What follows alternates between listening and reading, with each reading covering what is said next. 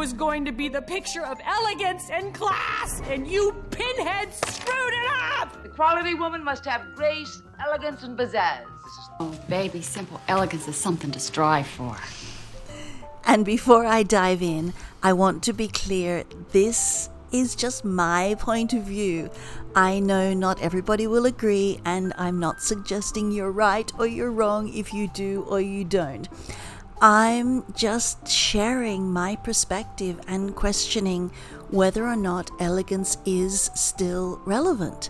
Because personally, I believe elegance still matters.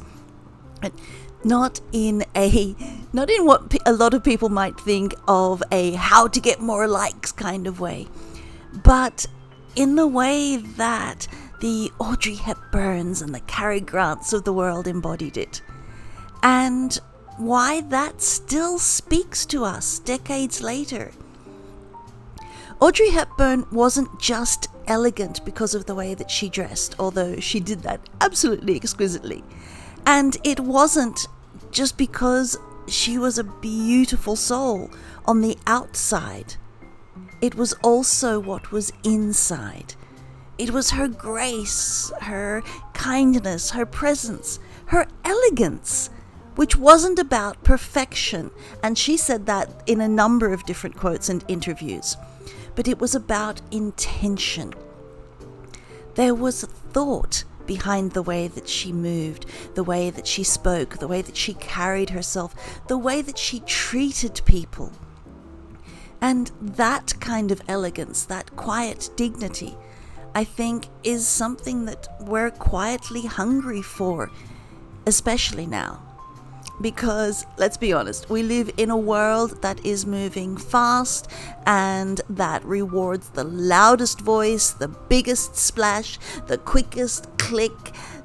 Everything is designed to grab attention and hold it for half a second and move on.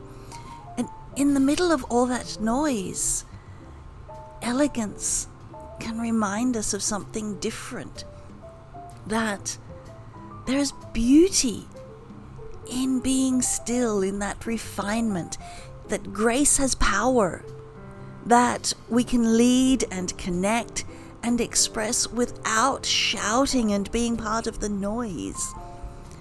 Elegance slows things down in the most beautiful way, the bella figura of life. And apologies for my Italian pronunciation. It allows space for thought, for care, for meaning. It invites depth in a world that is just so superficial. And in a world where that depth is often swapped for speed, I don't know, grace and elegance to me feels incredibly relevant, incredibly real, and incredibly authentic. And elegance also speaks to us about something timeless. It's not about a trend, it's not an aesthetic. It's about something that is actually one of my values that is most core and deep. It's about respect. Respect for ourselves, respect for others, respect for the moment that we're in. And when we embody that, when we show up with intention and presence, people notice, but not because we're demanding their attention, but because we're offering something rare. There's a strength in that, a calm kind of power, a way of saying that this moment matters, you matter.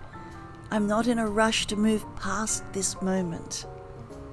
And no, elegance does not require money. It doesn't require luxury, although I think luxury is a state of mind and also doesn't require money. But elegance also doesn't require you putting on ball gowns and bow ties. Elegance is a mindset. It's a choice.